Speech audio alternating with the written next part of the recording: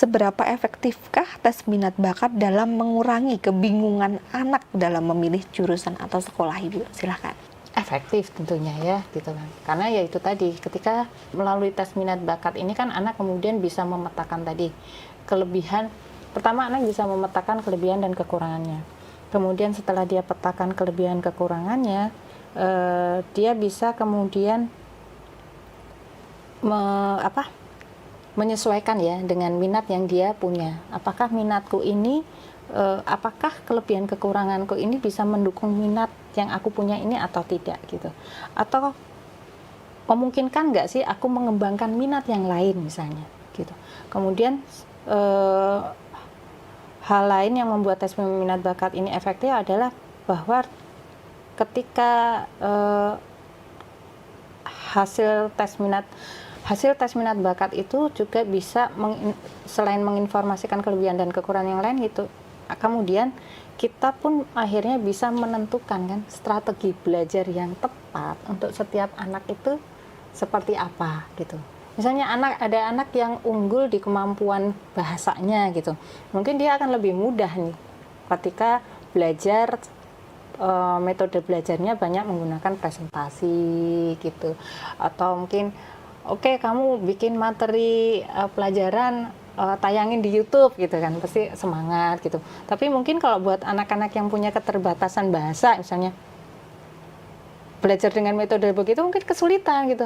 Aduh, apaan sih gitu, karena dia butuh effort untuk mengolah bahasa gitu. Mungkin anak-anak yang keterbatasan bahasa mungkin tetapi punya kemampuan yang lebih di misalnya daya abstraksi ruangnya pun tinggi kemampuannya, kemudian kemampuan numerik angkanya mungkin juga bagus, mungkin bisa belajar dengan metode yang banyak menggunakan angka, menggunakan alat-alat bantu visual gitu.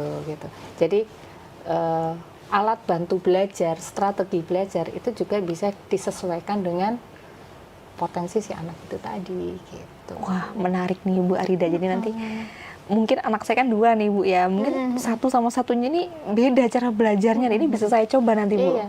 Sama contoh kalau misalnya belajar tentang konsep geometri, konsep tabung gitu kan.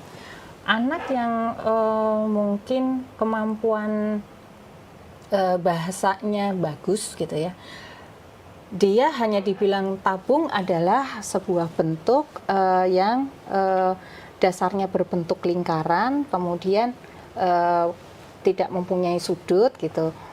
Mungkin dia bisa memahami itu, oh ya itu tabung gitu ya. Ini daya bahasaku juga terbatas ini, tapi mungkin kalau bagi anak-anak yang bahasanya terbatas gitu dan mungkin lebih bisa belajar secara visual, dia butuh untuk tahu, ditunjukkan barangnya, ini loh tabung tuh seperti ini dasarnya lingkaran, oh iya ini lingkaran gitu, harus ada visualnya gitu, oh iya ini tabung.